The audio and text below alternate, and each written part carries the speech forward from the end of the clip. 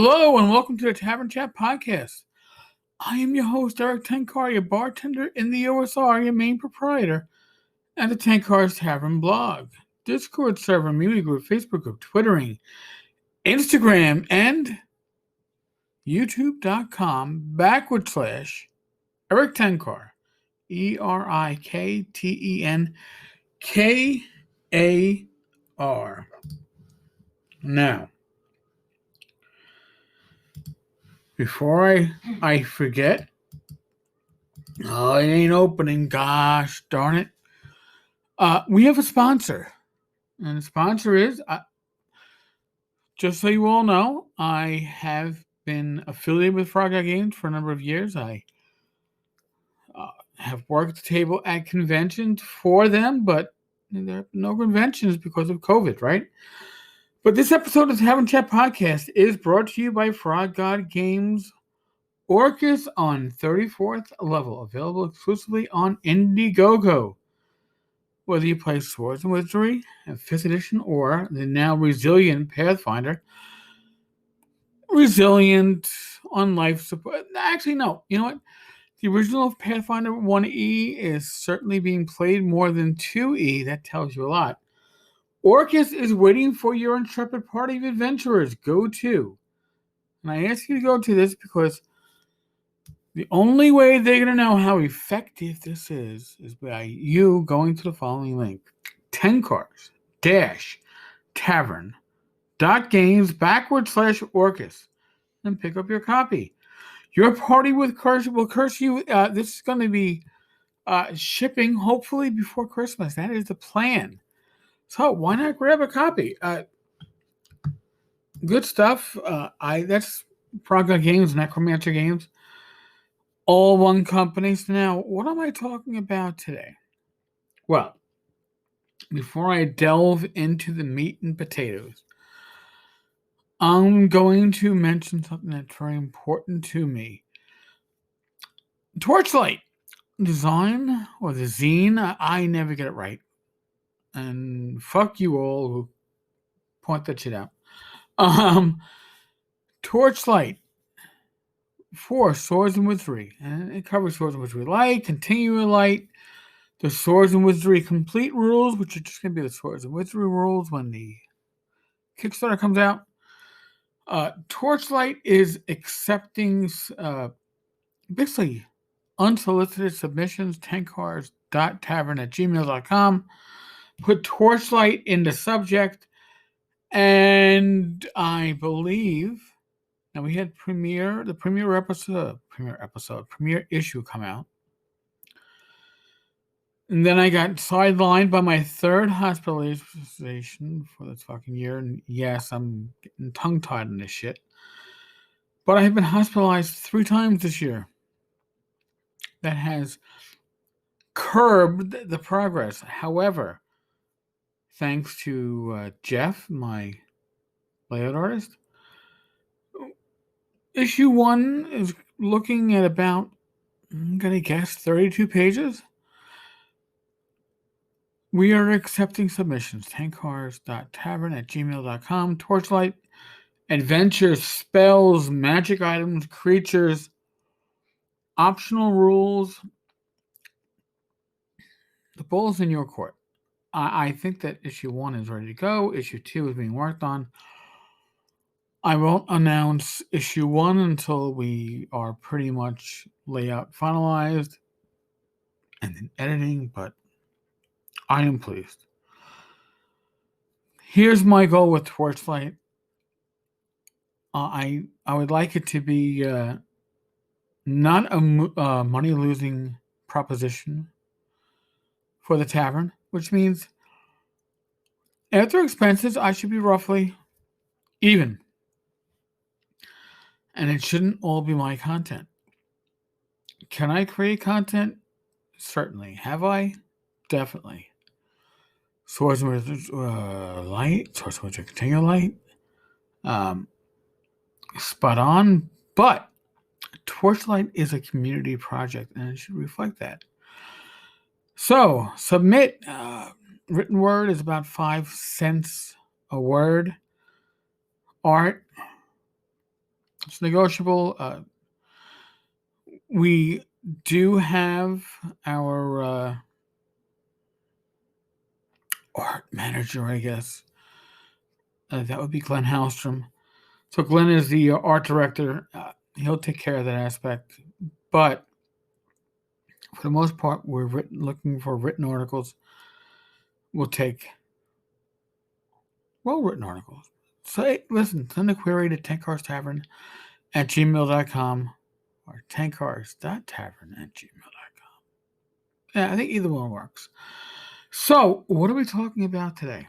Well, to hit the AD&D 1E situation, and I was thinking about this, and it's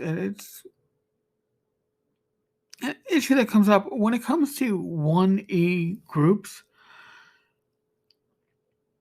You generally, if you only had a party of 4, right? And for a party of 4, you have to hit all those main food groups, right? You have to hit all the character classes. You could take any fighter, right? Whether it was a fighter, paladin, ranger, preferably a ranger because they had 2 hit dice at first level, and your tank. But you take a character of any of those, usually as long as they had exceptional strength. Between that and specialization, you were good, right? Cleric or druid.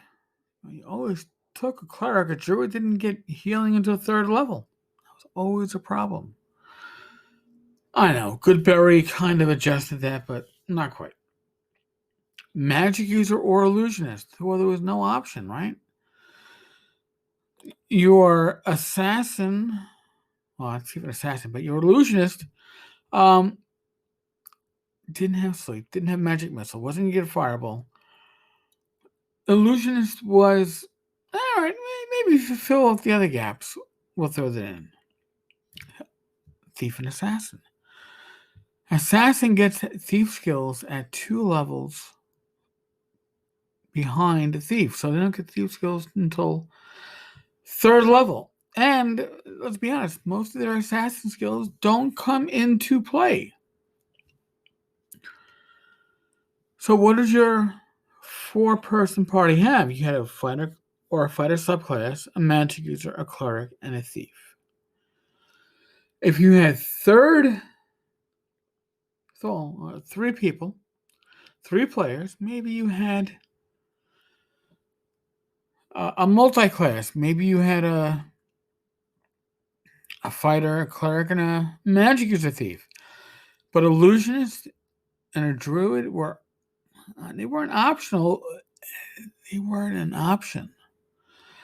Unless you had a large party, 6 or 7 players in your party, then you can afford to double up. Then you can have the person that wants to take the illusions because, my God, what was it? Like 3 out of 4 scrolls were for magic users as opposed to illusionists, and similar for clerics and druids. It was pointless. And also, magic items wise, most of those magic items could, only be used by a magic user. Wands, staves, right? It was an issue. Cleric and druid stuff could be used by a cleric, not necessarily by a druid. So when you played 1E, you had to fill up those roles. Now, fighters, like I said, the difference between a fighter and a paladin, besides the alignment and roleplay issues, with the paladin got more shit, right? Both had exceptional strength. That's really all that mattered in all armor and weapons. Ranger and fighter. Ranger got 2 hit dice. Admittedly D8, but so what? So why would you not take a subclass of a fighter? But for the other classes, thief, assassin, cleric, druid, magic user, illusionist, those weren't good options. They really weren't. And successful parties kept to those core 4 and then, backfilled later. Me, as a player, I didn't play much as a player. Most of my D&D, AD&D play was as a GM, but when I did play, I like to play the cleric or the druid or the illusionist. The cleric was always the last class picked in my group. And when I was a DM, oh my god, you couldn't find a cleric.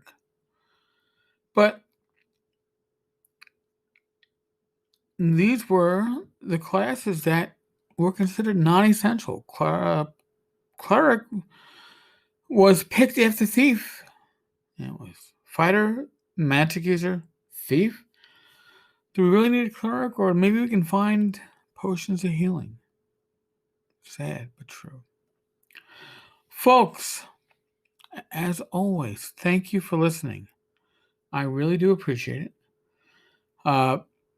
Tankars-tavern.games /Orcus if you want to support this episode of the podcast. I am not a medical professional. However, I ask that you use your common sense. Please. Please. Be safe, be well. God bless. Roll those dice. And God willing, I will talk with you all tomorrow. Later, folks.